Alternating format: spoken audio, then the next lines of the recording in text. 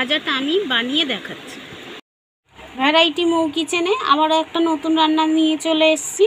এখানে দেখো আমি পেঁয়াজ কুচিয়ে নিয়েছি আর কাঁচা লঙ্কা, আর এখানে আমি একটা ডিম ফাটিয়ে নিয়েছি।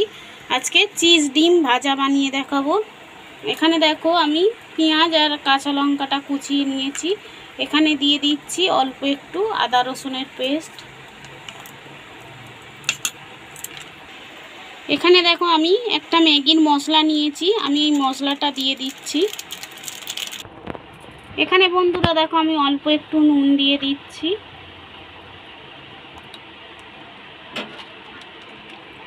অল্প একটু দিয়ে দিচ্ছি কাশ্মীরি লঙ্কা।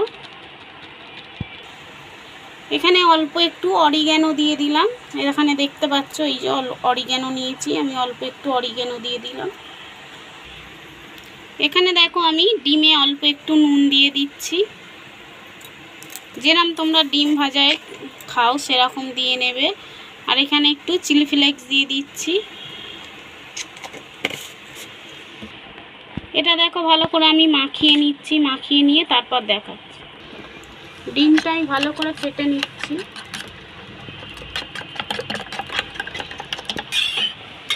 এখানে দেখো আমি চাটুটা বসিয়ে নিয়েছি আর চাটুতে সর্ষের তেল দিয়ে দিয়েছি। তোমরা চাইলে সাদা তেলেও ভাজতে পারো, আমি সর্ষের তেলেই ভাজছি।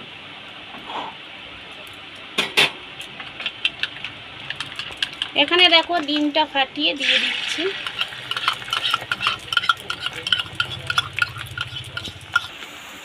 এখানে দেখো আমি যেই পেঁয়াজটা মাখিয়ে রেখেছিলাম মশলা দিয়ে, আমি এর উপর দিয়ে অল্প অল্প করে দিয়ে দেব।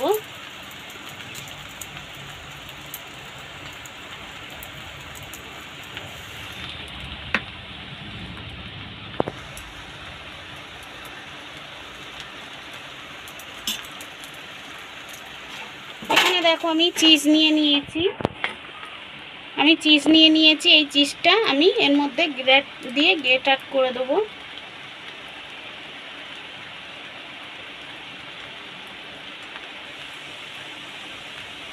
এই রকম কিন্তু অমলেট করে বাচ্চাদের দিলে বাচ্চারা কিন্তু খুব খুশি হবে।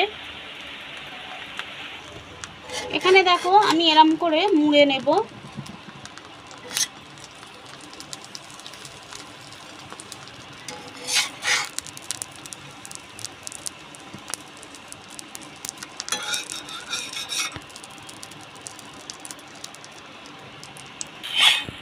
দেখতে পাচ্ছ কত সুন্দর চিজ অমলেট ভাজা হয়ে গেল।